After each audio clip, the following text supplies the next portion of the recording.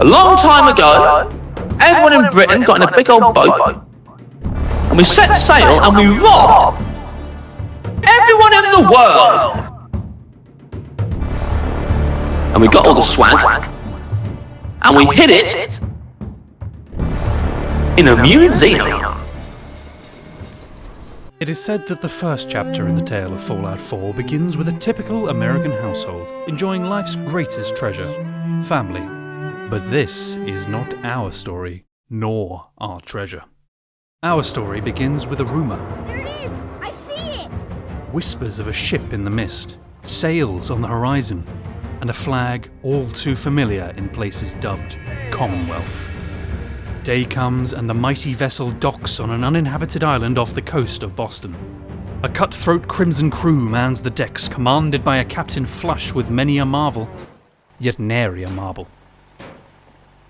Their cargo consists of a singular man with a singular purpose, favoured son of Britain and hero of our tale, a man known only as the Curator, a gentleman, a scholar, a patriot, impeccably well dressed and armed only with an Englishman's greatest weapons: wit, Everybody likes me. charm, Charmer. and a half-ton naval cannon.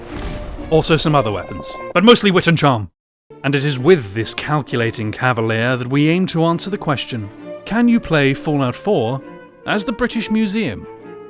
The concept is simple. Get the things. Put the things in museum. Profit. But Mr. Schporg, that isn't much of a challenge, I hear ye spout confusedly. To you, I say! Yes. This video is more about the journey than the destination. The narrative we weave, and the friends that we subjugate along the way. With that in mind, let us begin our adventure of artifact acquisition. A bright, warm, sunny day. Disgusting.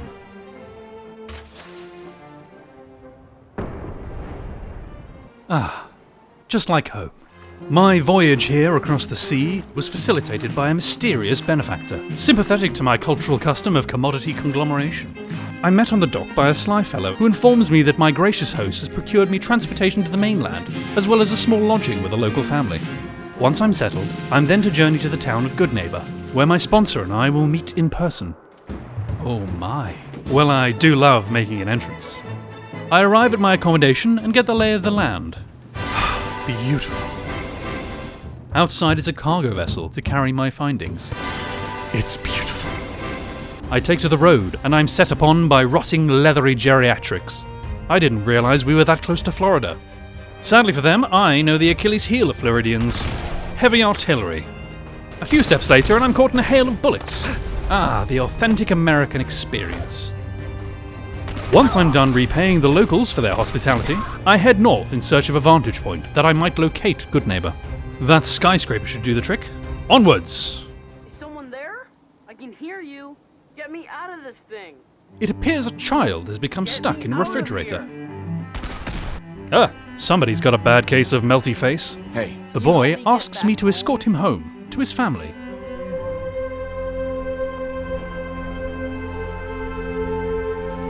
I hate to tell you this, but your parents are probably dead. Dead? You'll make a fine pack mule, Billy. It'll be nice to have someone to carry around my bounty.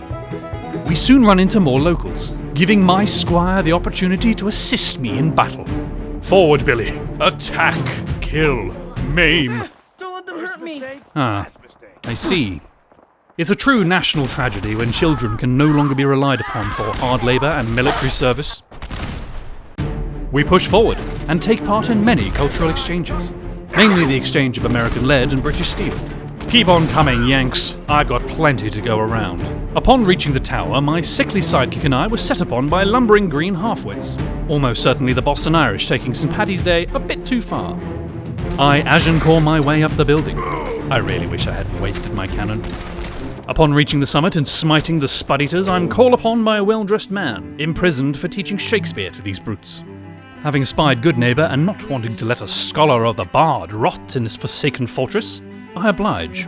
With him comes one of the great green giants, he too a budding thespian. As we make our escape, I observe him. Tall, muscular, educated, unquestioning.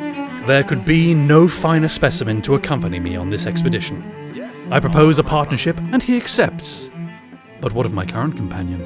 So weak, so vulnerable. All alone, he would not survive long. He needs a home. He needs a family.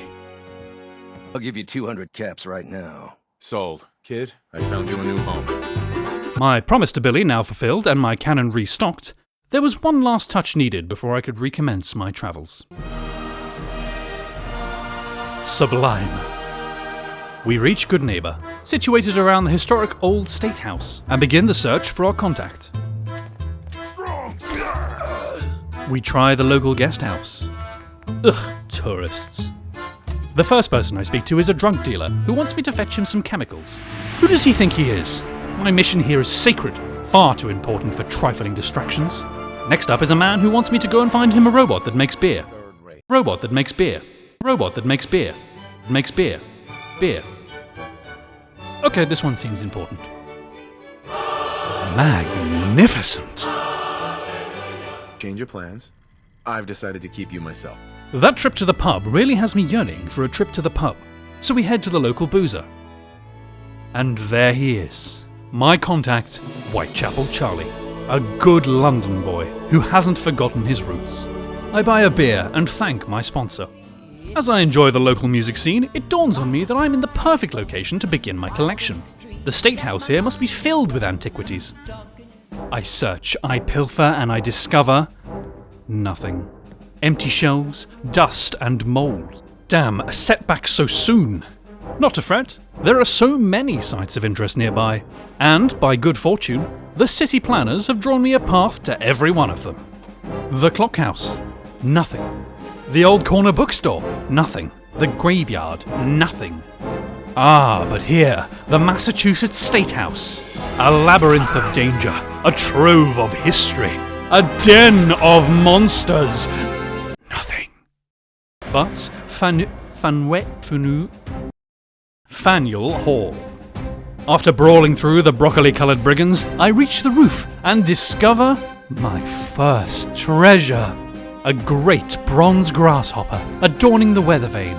As I claim it, an ancient scroll falls out, revealing to me a second treasure. I follow the coordinates and bravely rescue the contents of this grave.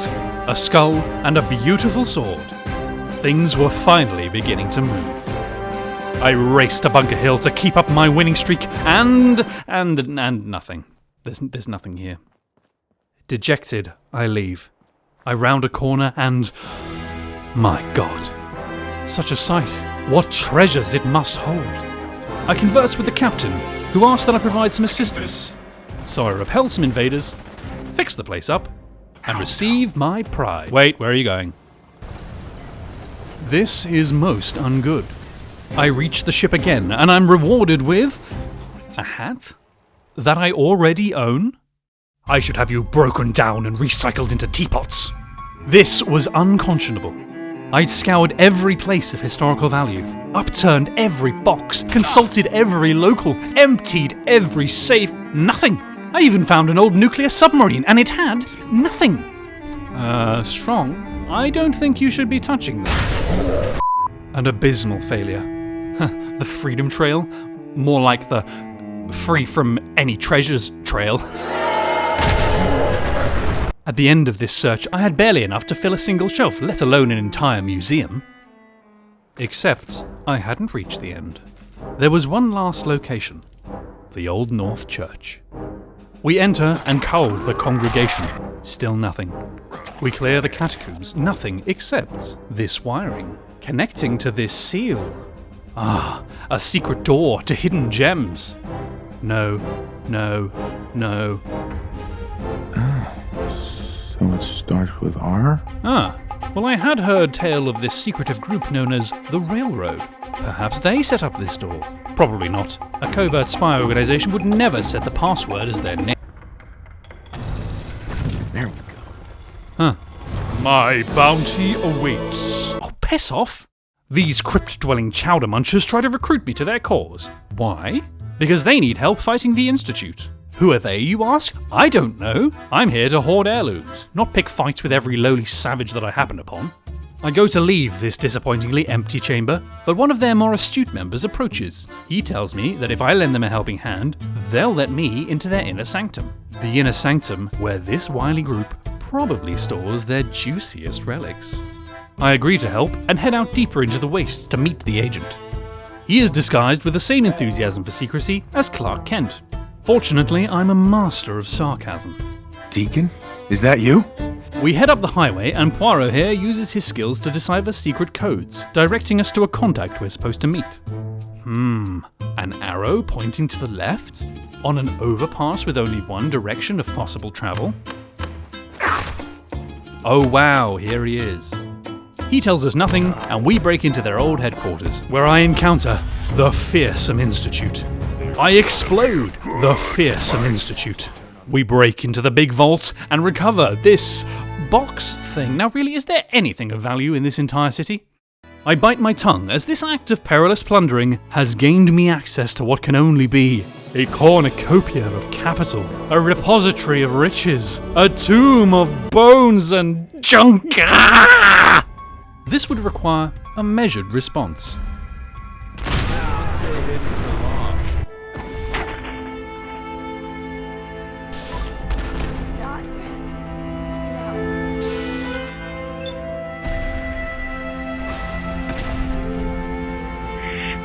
I gaze upon the dismembered display of my own failure, the exhibition of emptiness that was my expedition. Thousands of miles travelled, and scores of savages cut down for barely enough antiquity to fill a duty-free bag. I should throw myself to the surf and steep my woes in the grimy depths of Boston Harbor, like the tea leaves of my ancestors. Instead, I head to Diamond City to drown my sorrows in weak American beer. I saw the breadth of this domain and wept, for there are no worlds left to curate. Or are there? As I stand in the centre of this shabby square suburbia, I consider that I am amongst the lifeblood of this new nuclear world, writing their own tales and making their own history, and I come to a conclusion. Museums are not just homes for glittering jewels and the decor of the decade, but capsules of culture, snapshots of societies, civilians, fauna, factions.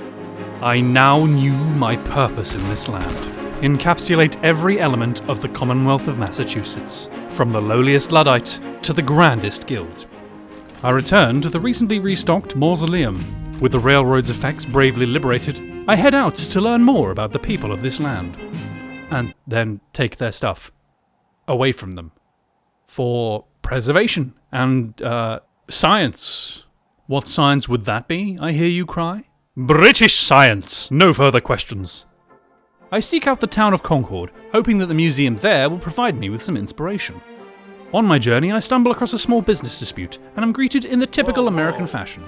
I will not tolerate such rudeness. You stop waving that gun in my face. Just don't do anything crazy.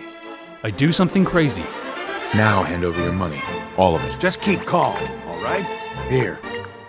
That's everything I have. Well. It seems my scholastic linguistics are quite effective at swaying the mind of the illiterate populace.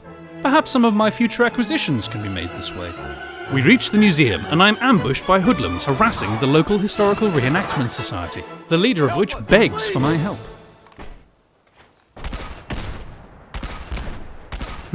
A sturdy man. All right then. Don't move! That was mean, but fun. This will be a fun museum visit. Oh, how wrong I was. No more British occupation. Back to England with you. Cease these horrific cries, you voiceless demons!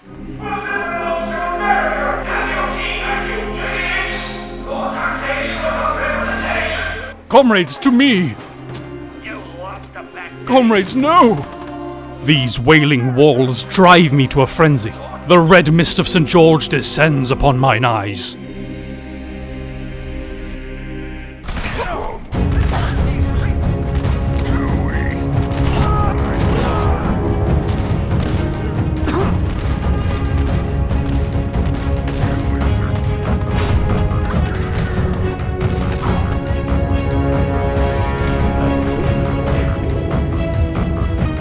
I compose myself and return to Captain Cosplay, He tells me that this isn't just fancy dress, that he is the last of a legendary militia group, once known as the stalwart heroes of the land. Stop kidding yourself. You're nothing to me. I cannot, however, compose an exhibit from one man, so I would have to rebuild their ranks to restore their riches and relics. In order to do this, I'm tasked with establishing some small colonies around the wasteland. There's a raider gang that's been giving us trouble for weeks. I'm blind! We've got a nest of some nasty bugs just around the corner. You've got to help. My sister's been kidnapped. I don't have time for this. What a treat. This is more leisure than work. It's then onward to the castle to liberate it from some seafood. A cry rings out, and a monstrous beast emerges from the depths. Apparently no one told it. Britannia rules the waves. With that, I leave my militia to mature, and turn my attention to everybody's least favourite robotic recluses, the Institute. The problem is that nobody knows where they're based. I head back to Diamond City, a hive of Institute conspiracy and paranoia. Not only that, but they even have an Institute robot living in town, pretending to be a private eye. I go to see this synthetic Sherlock, but unfortunately, he's an older model running on Vista, and as such, has gotten lost. He's gone missing. I go to retrieve him, encountering mild resistance along the way from some soon-to-be exhibit pieces. I update his OS and escort him home. Skinny Malone and the rest of his boys are waiting for us somewhere. He's dangerous. Dangerous, yes. We get back to his agency, and I interrogate Nick for information. Don't lie to me, Nick. You're one of them. Sadly, the majority of Nick's data files were corrupted after downloading some MP3s from LimeWire. He does, however, remember that one of their operatives lives in town, so we rob him. Okay, I rob him. He isn't home, so I use this good little boy to track him down. Strong and I decommission more of Nick's cousins and meet the Agent Kellogg in order to pick his brain on how to find the Institute. So where is it? Huh? This Institute. How do I get there? Haven't you been paying attention? You don't find the Institute. He refuses to share the information, so Strong politely euthanizes him like a Hanna-Barbera cartoon. I inherit his belongings and decide to pick his brain a little more literally. People of the Commonwealth. Oh my. This will require another wing for the museum. I go back to Nick, and the local tabloid Strumpet is trying to weasel up some information on me. Take that, you typo-toting keyboard licker! We travel back to Goodneighbor to decrypt the memory stick I found in Kellogg's head. Dr. Amari inspects it and sees a label. Nick jumps up and jams the USB into his head so that he may watch the forbidden masterwork. I use screen mirroring to see what's on there and discover the Institute's secret. Teleportation. So, off to build the teleporter. I don't know what kind of side effects the procedure might have had. No one's ever... You know how this goes. Glowing Sea, Virgil, Corsa, Virgil... Well. Actually, I'll come back later. Blueprints in hand, I head to the zany Zeppelin zealots from earlier for help. I meet one of their sales reps and he takes me on a mission and tells me their organization is all about going around and taking people's stuff. Marvelous. On top of that, they only take technology, so there's no conflict of interest between us. We return, and I'm taken to their leadership. A nice welcome speech provides me with the opportunity to start collecting. They help me build the teleporter under the condition that when I get there, I abduct one Dr. Madison Lee. The relay activates, and I emerge into the majesty of the Institute. Such splendor. You shall be mine. An old man tells me that I am his father. I ignore the senile senior and begin repatriating their goods. I find Dr. Lee, and am about to abduct her as requested when I notice she's wearing a unique outfit. Well, old habits. The old man then tries to recruit me. I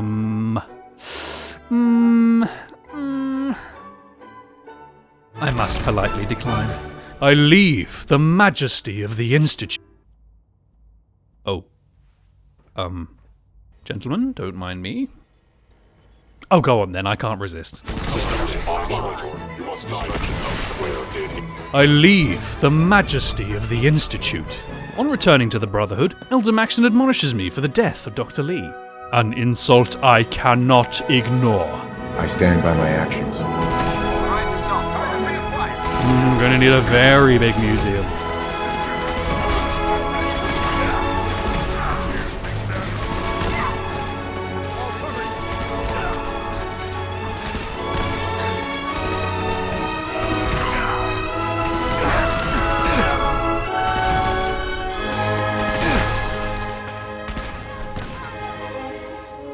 Next time, fight better.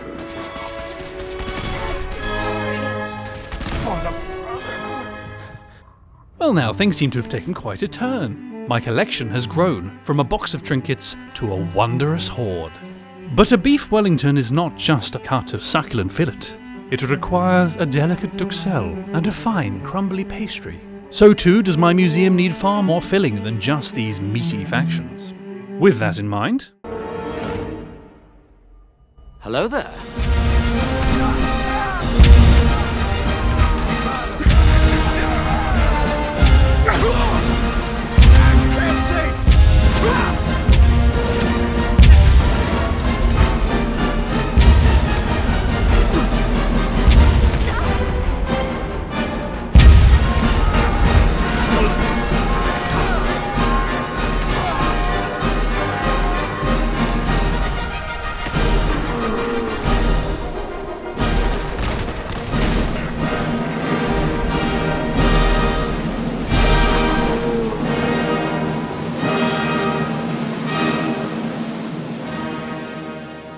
As I depart the Boston detachment of the NRA, I feel my swipey senses tingling.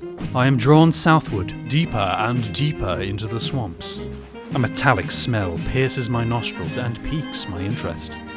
It is in the grimy marshlands of South Boston that I discover an abundance of American automotives, slowly rusting away in the unremarkable grounds of the Merkwater scrapyard.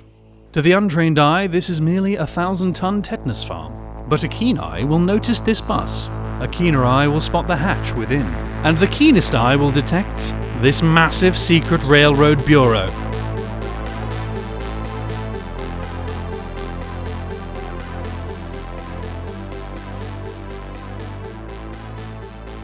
It seems I've underestimated these chalk-scrawling synth simps. Well, their A-team couldn't stop me, so let's see how these spare tires fare against my fearsome following.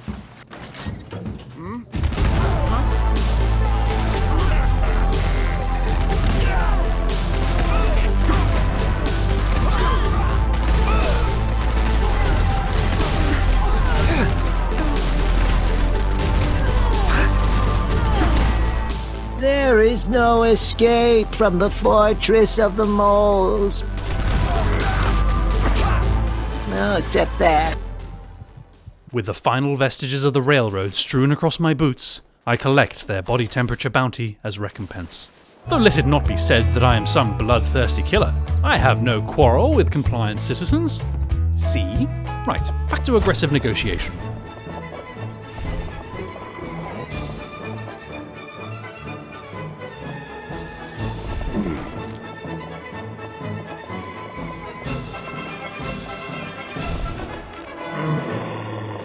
Oh, dude, he shot him in the dick. Okay, that one I'm not proud of. By now, my pockets were nearly full to bursting, but my spirit lay empty, and deep down, I knew the reason why. In my hunt for historic heirlooms so far, I've been so focused on the iconography of the contemporary civilizations that I've neglected America's most quintessential attribute, its defining feature. Holding the Stars and Stripes. No. Shooting at immigrants whilst holding the Stars and Stripes. No. Ushering in a new era of Western fascism whilst holding this. No. We are, of course, referring to exploitative, unsustainable, unstable capitalism. And what finer example is there than the inescapable corporate juggernaut that is Nuka-Cola? A brand so gluttonous that they built an entire theme park dedicated to squeezing the cash out of caffeine-addicted children. Well, guess where we're going, boys and girls? Choo-choo, buckaroos! I stroll through the recreation of a typical American high school, and soon I'm face to face with the leader of these rust-sucking rabble-rousers. Lo and behold, he's a fellow countryman. Where I decorate these walls here with your lovely brains. Though of the apples and pears Elogov East London variety. He could therefore be wise to my tricks. Cannons, bows, swords, I would have to adapt. Use my guile. Take courage. Who needs courage when you have a gun. Back to Bethnal Green with you, you lager-lapping lout. After a quick chat with Pop-Up Pirate, I learned that the theme park is run by 3 gangs, who have enslaved the indigenous people and are keen to establish new outposts within the area. A group of heavily armed expansionists, led by an Englishman, who subjugate the local populace and stake their claim to territory by planting flags? I found my people. I meet with the 3 clan chieftains and graciously accept their offerings, and upon hearing my exquisite English elocution, they immediately name me their king. Irritatingly, however, statessiders don't quite understand how regency works, and I'm left to capture all the territory single-handedly. This place is huge. Alrighty then, Strong. Let's colonize.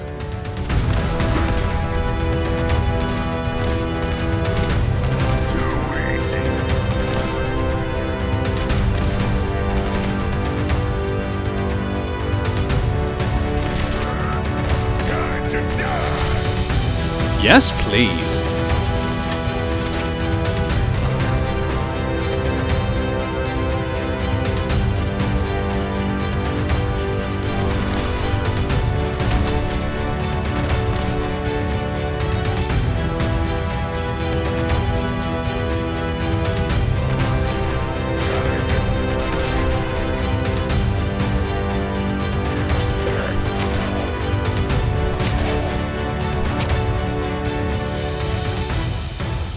Marvellous. 5 freshly flagged frontiers, my own personal army, and all the nuka swag my manservant can carry.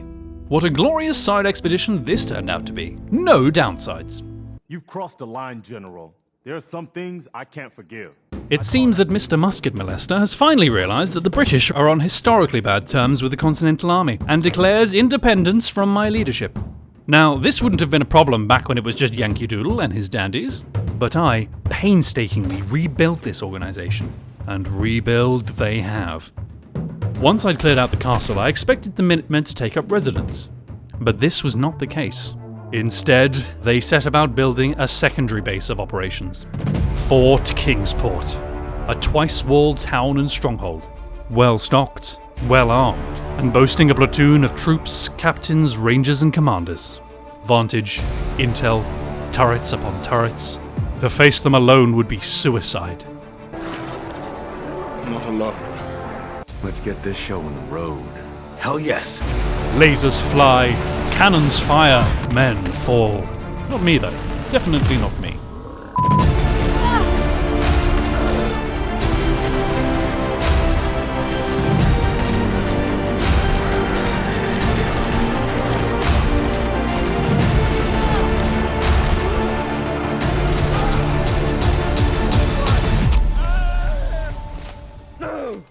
The dust settles, our enemy is slain. I collect the spoils.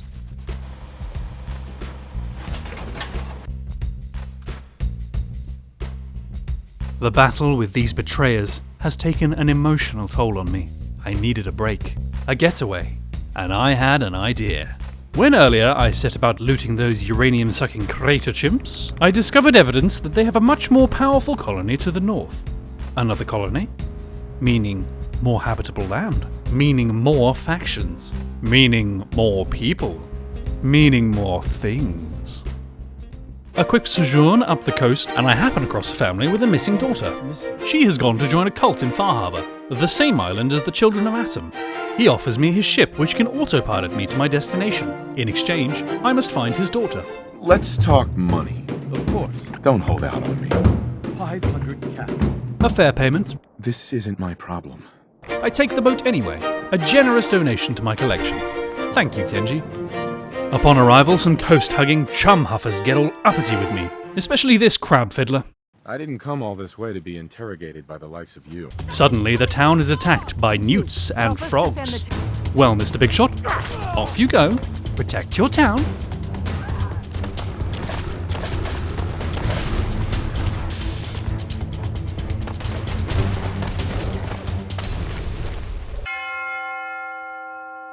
Once everything is dead, I head out in search of the free radicals. Because no journey in the US can be made without coming under fire, the local tribals choose to pick a fight with a tourist. Sadly for them, this tourist has treated himself to a novelty souvenir. I see it! A harpoon gun. Ah, someone who understands honorable combat.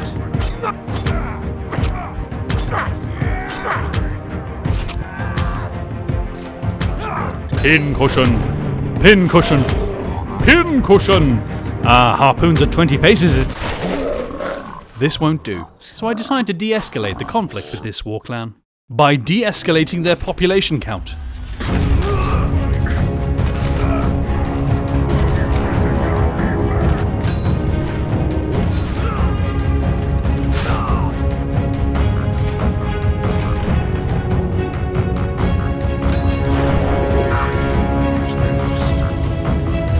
Now, on to the leader. I am a sneaky boy. So sneaky, in fact, that I have successfully gotten the drop on the head tribal. But it turns out that this tribal possesses devil magic. Todd magic. I've never met a tribal I dug less. A short hike later and I arrive at the home of these neutron noshers. Their whole organisation aspires to die in a massive nuclear blast, so I go full Make-A-Wish and fulfil that dream. Okay, I may have requisitioned their belongings first, but I can't put a pile of ash on display.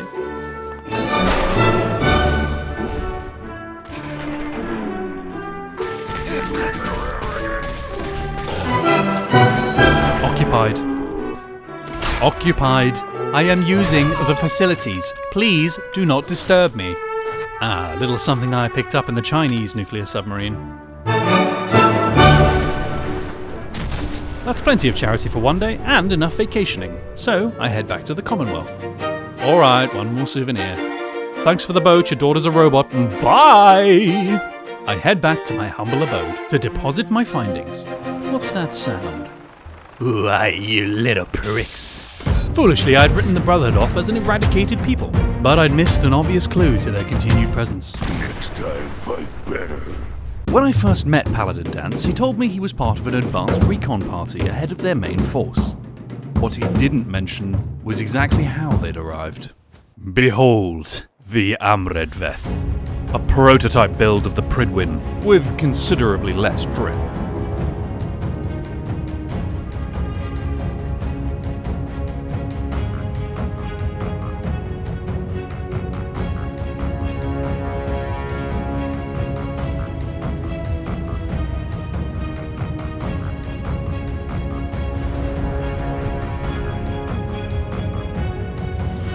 With an army for a crew, and a weapons arsenal big enough to stock a small Texan family.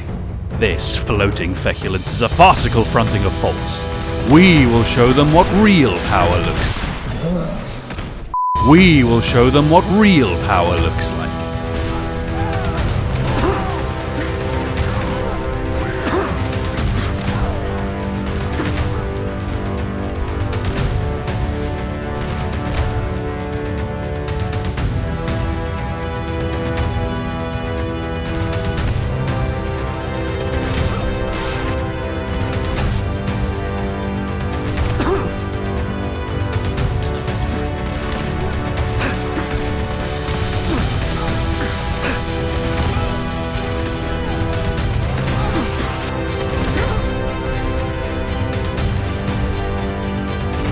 All too easy. The easiest battle so far. Not even a challenge. With the ship scrapped for parts, and its crew stripped for display, I consider all that I have seen, and all that I have recovered. The brawls with the brutish, the punch-ups with the primitives, negotiating with the natives, and bartering with bystanders. My mutated manservant, my bottom-of-the-barrel boy servant, this insane robot. I had treasures and trinkets and trophies and thingamajigs. I had travelled the breadth of this strange land and captured its essence through its effects. At such a momentous juncture, I could say with all certainty, I came, I saw, I collected. But this is not the tale of a gluttonous garnering squirreled away in a hoarder's attic. This is the birth of the grandest of museums, a very British museum. I take my final ferry back to the place my voyage began. No finer spot could I envision for my palace of prizes. My ship and crew now sailed for fair England. I don my tools, gather my materials, and build. Look upon my works, ye mighty, and despair. My masterpiece, my opus, my crown jewel, is finished. Shall we take a look around? Once visitors arrive, they must first disinfect and pass through security screenings. It is then a humbling walk up the ramp to the main entrance, sealed up tight of course. Naturally, a few caps for your tickets, and we can enter the main concourse. A few oddities and some old-world opulence to whet your appetite. A gift from the good captain. Don't forget to stay hydrated. Then it's off to the wings of the well-known. And where better to start than those backstabbing Minutemen.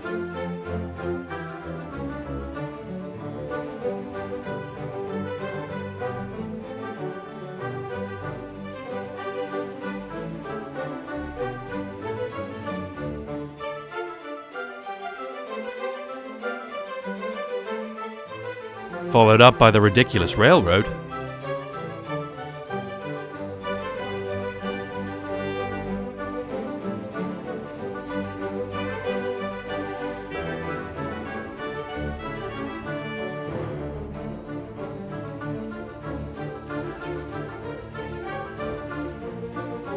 The impeccably dressed Institute.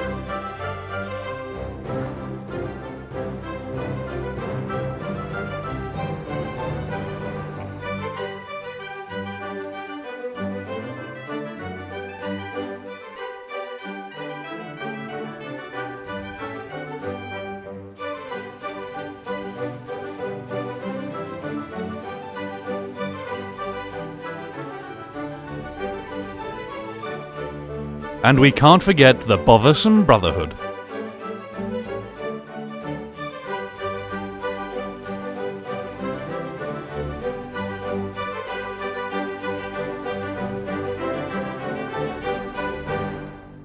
And that's not all. A short staircase to the upper levels and it's gunners galore. Antiquated atom cats, the atomized children of Atom. A medley of militaries. Diamond City delights and good neighbour goodies, vestiges of the vaults and the novelties of Nuka World. Creatures and creepies and critters all mounted with pride, and at the centre we've got Mr. History, our guide. And that's still not all. For those who can't afford the entrance fee or simply want a taste of the rough side of the Commonwealth, we have a free attraction, the Hall of Raiders. We open, of course, with the more mainstream marauders.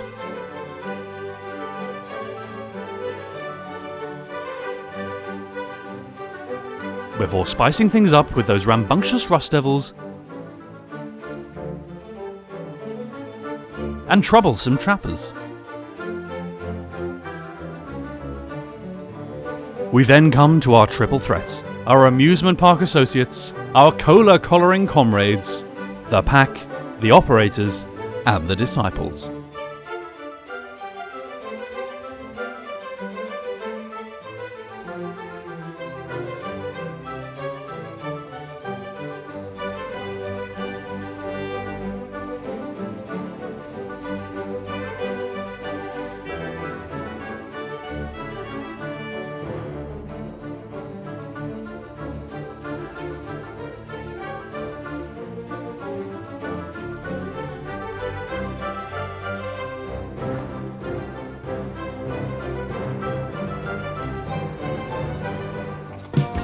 That's all.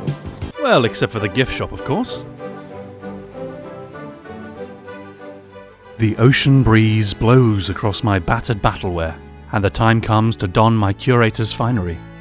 I walk the terrace and compose myself in preparation for the unwashed masses soon to sail my shores and gaze upon these wonders, upon this near perfection.